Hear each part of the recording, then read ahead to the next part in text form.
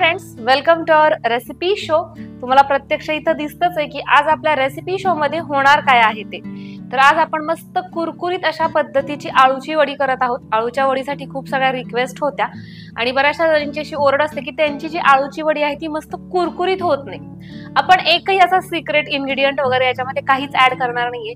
जे तुम्ही साहित्य वापरता तेच साहित्य वापरून कुरकुरीत आळूची वडी कशी करायची ते आज आपण पाहणार आहोत। चला तर मग रेसिपीला सुरुवात करूयात।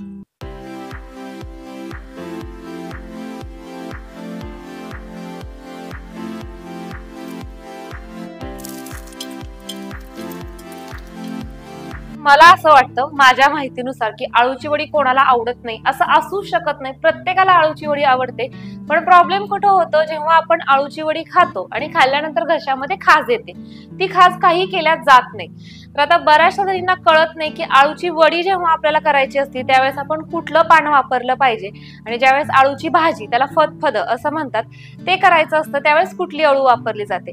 आळूच्या वडीसाठी एक विशिष्ट प्रकारची अळू असते, ती वापरावी लागते। इथे तुम्ही बघू शकता अशा पद्धतीची हे जे पान आहे, या पानाचा शेप सुद्धा वेगळा आहे, थोडासा फुलपाखरासारखं हे पान आहे। तर अशा पद्धतीची जी आळू आहे ती वड्यांसाठी वापरली जाते। आणखीन एक दुसरी ट्रिक किंवा ओळख याची म्हणू शकता की याची ही जी पाट आहे ती लाल असते, याचे हे जे देठ आहेत हे लाल असतात आणि जी दुसरी आळू असते तर त्याचा हिरवाच देठ असतो। तर ती आळू आपण भाजीसाठी वापरतो आणि ही आळू आळूच्या वडीसाठी वापरतो। इथं मी 2 आळूच्या जुड्या घेतलेल्या आहेत, साधारण एक 15 ते 17 आळूची पानं आहेत याच्यामध्ये आणि आम्ही अगोदरच स्वच्छ धुवून घेतलेल्या आहेत आणि आता आपल्याला याचं देठ काढून घ्यायचंय।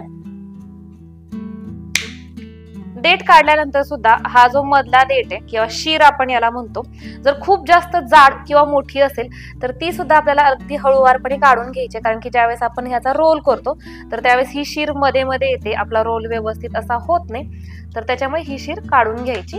किंवा बऱ्याचशा जणी लाटणं घेतात आणि लाटण्यानं असं त्याला दाबतात, तर तसं सुद्धा तुम्ही करू शकता।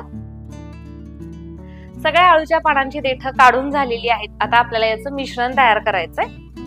पीठ तयार करण्यापूर्वी आपल्याला पिठामध्ये एक मसाला घालायचा आहे, तर तो आपण तयार करत आहोत। इथं मी हिरव्या मिरच्या घेतलेल्या आहेत, 10 ते 12 हिरव्या मिरच्या घेतेय। तुम्ही तुमच्या चवीनुसार हिरव्या मिरच्यांचं प्रमाण कमी जास्त करू शकता।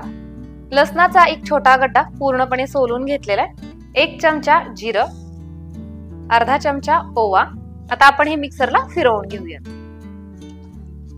आता इथं आपण स्वच्छ चाळून घेतलेलं बेसन पीठ घेतलेलं आहे 2 कप,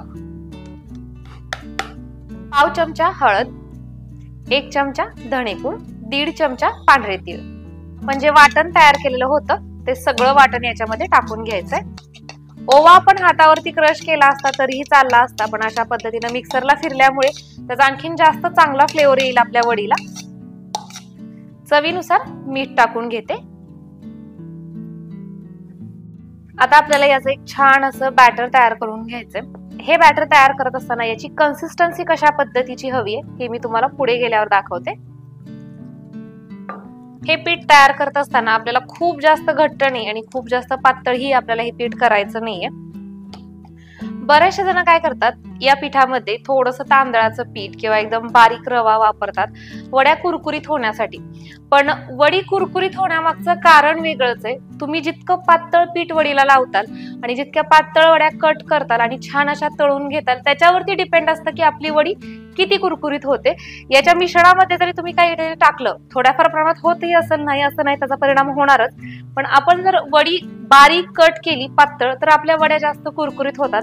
आणि पीठ लावताना पण थोडंसं पातळच लावायचं, पुसटसं, कारण की वडीचा फ्लेवर लागला पाहिजे, बेसन पिठाचा नाही। आपण भजी खात नाहीये किंवा बेसन पिठाची वडी खात नाहीये, आपण आळूची वडी खातो, तर आळूचा फ्लेवर आपल्या तोंडामध्ये आला पाहिजे। तर इथं तुम्ही बघू शकता अशा पद्धतीचं आपलं हे पीठ तयार झालेलं आहे। याची कन्सिस्टन्सी तुम्ही बघू शकता, इतपत पातळ हे आपण केलेलं आहे। वड्यांना पीठ लावायला घ्यायचंय, तर त्याच्या अगोदर इथं मी कढईमध्ये पाणी गरम करण्यासाठी ठेवत आहे। पानं लहान मोठी असतात, तर त्याच्यामुळे जे मोठं पान आहे ते सगळ्यात खाली घ्यायचं, म्हणजे आपल्या वडीला व्यवस्थित असं आपल्याला गुंडाळता येतं। आणि अगदी हलक्या हाताने तर तुम्ही बघू शकता बेसन पिठाचा खूप जास्त जाडसर थर आपल्याला द्यायचा नाहीये। बेसन पिठाचा जर जाडसर थर दिला तर आपली वडी कुरकुरीत होत नाही म्हणावी तशी। तर पहिल्या पानाला पीठ लावून झालेले, आता बरेचसे जण काय करतात, एका वडीचा एका पानाचा सुद्धा रोल करतात, काही जण 5 पानाचा, काही जण 7 पानाचा. तर तुम्ही जेवढी पानं एका वेळेस वापरतात तेवढी जास्त मोठी तुमची वडी तयार होते.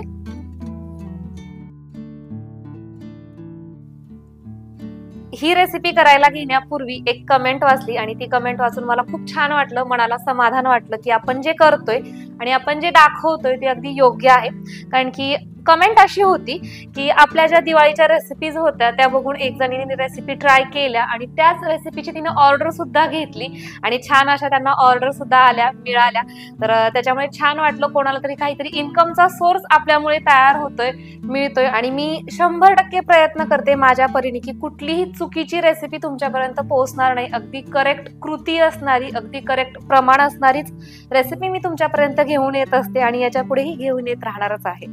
इथं आपण 5 पानं एकमेकांवरती ठेवलेली आहेत. आता आपल्याला या वडीचा रोल करायचा आहे. तर अशा पद्धतीनं दोन्ही बाजूनं हा रोल आपण करणार आहोत. एकदम घट्ट टाईट अशा पद्धतीचा हा रोल करायचा आहे. इथं बऱ्याचशा वेळेस चढ निर्माण होतो, तर तो असा बोटाने दाबायचा, थोडासा प्रेस करायचा आणि रोल तयार करायचा.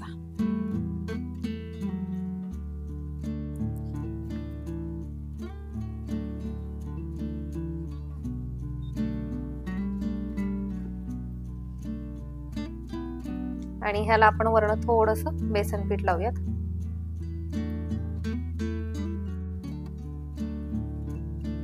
आपल्याकडे स्टीमिंगची प्लेट, याला तुम्ही तेलही लावू शकता किंवा माझ्याप्रमाणे मी इथं ऑडीचा इकोबेक हा नॉनस्टिक लायनर लावलेला आहे, ज्याच्यामुळे आपली वडी खाली चिटकून तर बसतच नाही, त्याचबरोबर हा जो पेपर आहे तो हेल्दी आहे, रियुजेबल आहे, कन्व्हिनियंट आहे. तर त्याच्यामुळे मी याच पेपरचा वापर करते.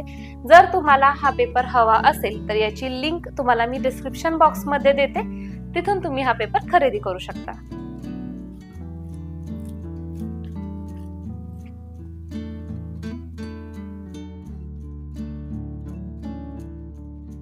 आता आपल्या वड्यांना पीठ लावून झालेलं आहे, तोपर्यंत इथं पाण्याला देखील उकळी आलेली आहे. याच्यामध्ये आपण ही प्लेट ठेवून घेणार आहोत. झाकून ठेवायचंय. गॅसचा फ्लेम आपल्याला मीडियम ठेवायचा आहे आणि साधारण 5 मिनिटांमध्ये आपली वडी छान अशा पद्धतीनं उकडली जाते. 5 ते 6 मिनिट झालेले आहेत. मध्यंतरी याला मी एकदा चेक केलेलं होतं आणि इथं तुम्ही बघू शकता आता आपल्या वड्या व्यवस्थित अशा वाफरल्या गेलेल्या आहेत. आता आपण या बाहेर काढून घेऊया. आता या वड्या पूर्णपणे आपण थंड करून घेतलेल्या आहेत आणि आता आपल्याला या कट करायच्यात. तर कट करत असताना जसं की मी मगाशी म्हटलं, एकदम बारीक आणि पातळ अशा ह्या कट करायच्या, म्हणजे छान कुरकुरीत अशा त्या आपल्याला तळता येतात आणि जास्त वेळेसाठी आहे तशा कुरकुरीत राहतात.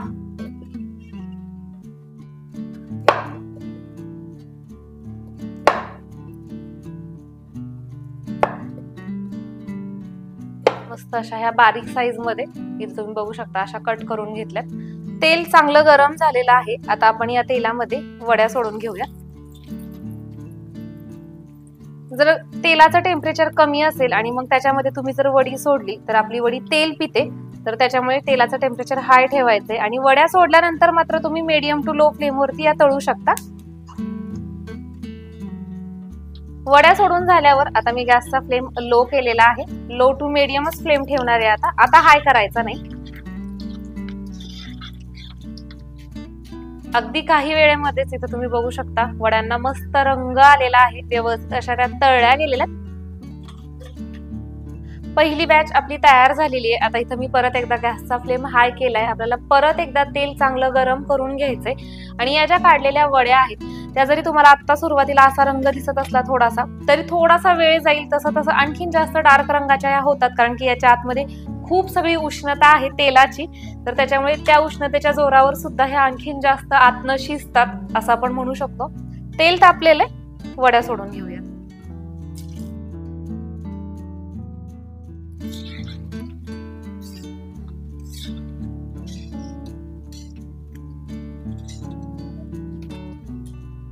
तुमच्या देखील वड्या मस्त कुरकुरीत व्हाव्यात याच्यासाठी अगदी 2च टिप इथं मी तुम्हाला सांगेल. त्यातली पहिली म्हणजे ज्यावेळेस आपण पानांना बेसन पीठ लावतो त्यावेळेस एकदम पातळ त्याला थर द्यायचा, म्हणजे छान कुरकुरीत त्या वड्या होतात. आणि दुसरी गोष्ट म्हणजे ज्यावेळेस आपण तळतो सुरुवातीला हाय फ्लेम म्हणजे चांगलं गरम करून तेल घ्यायचं, वड्या सोडायच्या, सगळ्या वड्या सोडल्यानंतर मग गॅसचा फ्लेम मीडियम केला तरीही चालेल.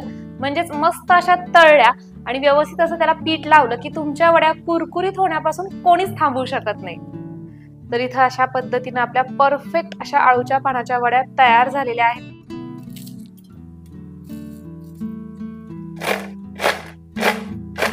मस्त अशा कुरकुरीत आपल्या वड्या तयार झालेल्या आहेत.